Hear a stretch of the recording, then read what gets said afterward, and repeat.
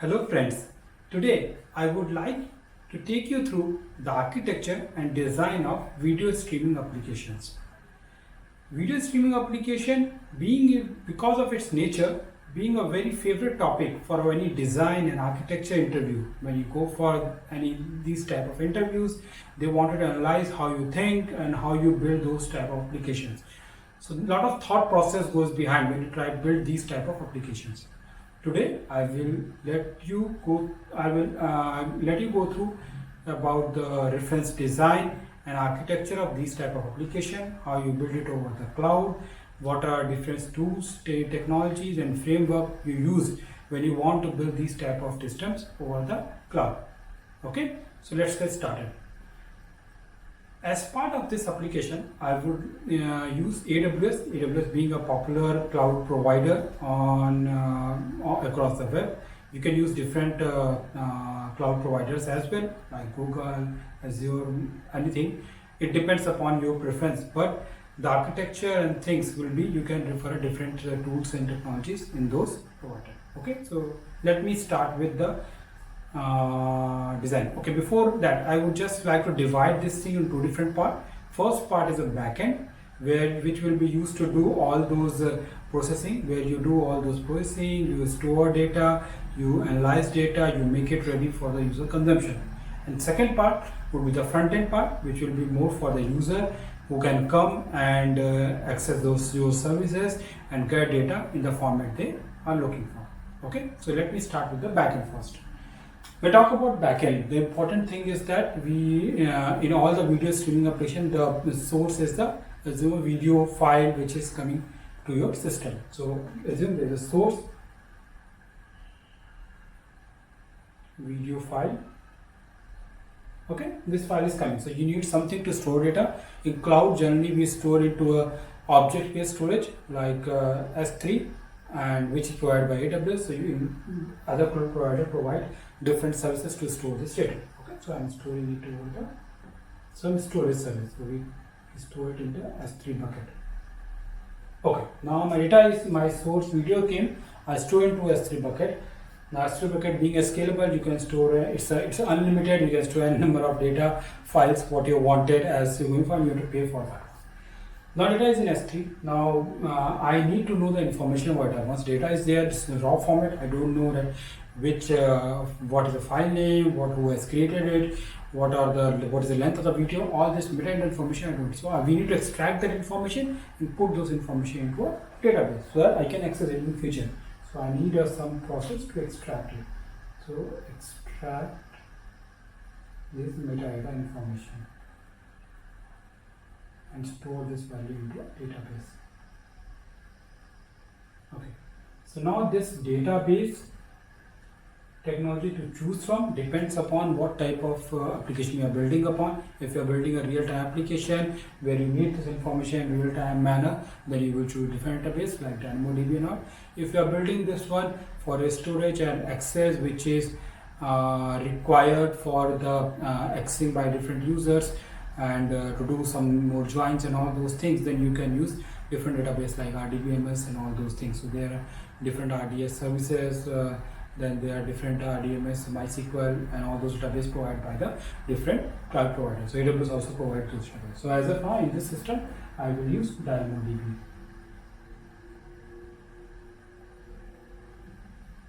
Okay, and for the extraction, so being AWS, being a cloud provider, when you generally go, you go with the serverless technology. So I will go with Lambda. So Lambda is a serverless framework which you don't have to do anything. You have to just write code in your own language. You can write in Java, Python, Go, whatever language you want. You can write your application and it will run over a server. Server is not required. It will automatically run those across the servers in Amazon, and then it will provide the output to you and store it into a database. A benefit of this Lambda is that as soon as the data comes into S3, there will be a trigger which will tell that okay, you need to trigger a Lambda function. So it will trigger a Lambda function, and Lambda function will run the business logic and extract the metadata information and put into a database. Okay, now I have metadata information stored here. So this pipeline is completed. Now I need to build a pipeline so that I can get more information about this video. So like when I talk about more information, so assume that video are there. From video you want to extract that who is the actor, who is the what is the background of the video which is running on, how many people are there in the video, all this information. So there are different services provided by different cloud services to get those information. So for Amazon also provide called Amazon Recognition, which does this part for you, and this gives you more information about that video. So I will try to pass this information to a recognition.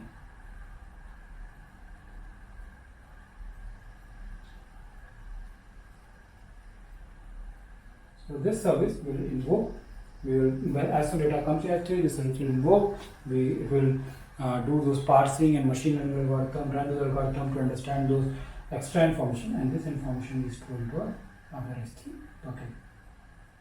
Okay, so my recognition information, my data is enhanced and put into a different format. Now data is there in S3.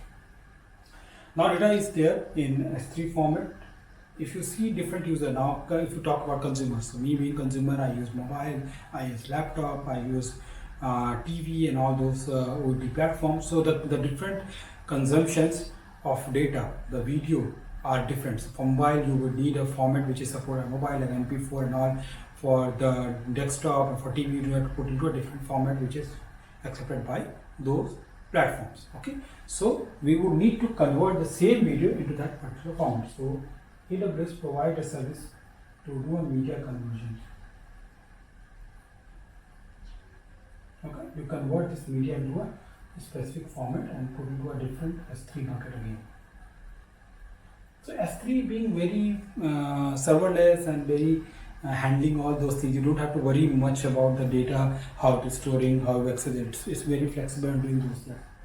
Okay, so now this pipeline is completed where I have data, I put DynamoDB for my meta instruction, I put into a somewhere for my extra information, I have to a video. Now since this is just on that particular video, now I want to merge multiple video to get more information. I want to run some business logic, some business understanding of data. So I need to run some all this video with some processing and all. So there are different ways. I can run parallel processing like Spark on Spark, or I can run container based service which is just processing the specific business logic and giving me output. So if I want to run Spark and all those type of framework to run a business logic or do some ETL, I can use different services provided by AWS. So it's called EMR. Okay, so it will take data from DynamoDB, data information, it will take S3 information which have additional information, it will merge the information, run those ETL jobs or run those business logic and provide the information. Now after starting the information, we need this information to be accessed by a wider audience like development and for the business users and all. So we can put this information directly to a data warehouse which we call Redshift. This is the data warehouse provided by Amazon. The data goes to Redshift, and Redshift is a database solution, so where you can provide, and this data can be used by different developers, data scientists to get their more understanding and get more business answer out of it. Also, you can provide it over QuickSight. This is just a service from Amazon to get the dashboarding, and for business users who don't know, which are not technical, so cannot go and query database and all those things. From the QuickSight, they can directly access data and get the information. Okay, and this can be accessed by developers, or this can be accessed by some data scientists as well. Okay, so now this is all clear. We have database, we have to do all those things. This is most of the backend thing which you're gonna do. I mean, there are a lot of other things, but I am not covering all this in this video. But yeah, this is most things which you do in backend to get those things accessible by the user. So you have created the information for database here, you have created the information of our video here, and everything is there with you. And now let's see how user will access this information. Okay, let's make a user flow. So I have a user which is accessing data, and now when they want to access my server, okay, they have to go through some DNS based services. We have a route services, route 56, that service is there, and that routes, that's the AWS service that route that request to my servers. Okay, I have a load balancer here. Load balancer. There is a service from AWS. You can create a load balancer, and from that load balancer, my request is coming to my web servers. And from web servers, the information goes back to the app server, application server. Application server has all those business logic to serve this request. This application server for database, it will connect to DynamoDB, and it will get all those information from those. So when a request comes in, it will get all the meta information. Like assume is requesting for a particular video, so he'll go to the application server. Application will search that across DynamoDB, provide the information. But this is only metadata information.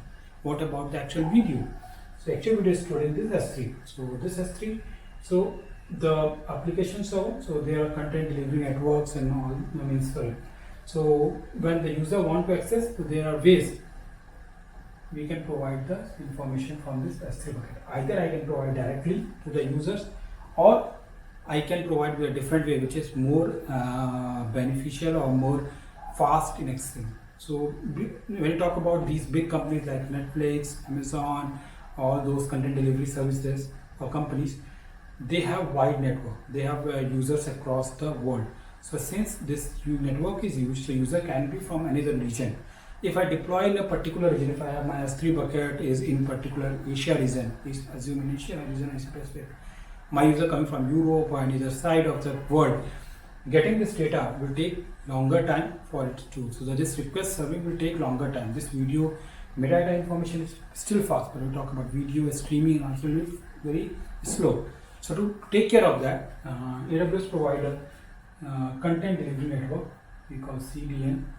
This content delivery network is specific. You can define for each region, you can define your content delivery network, and this information from S3 can be stored into this content delivery networks. So this information, so either I can go with this is stored here, or this is mobile applications also can go information. This type videos here with different format, and this could be for a specific region. You can have multiple content network across different regions.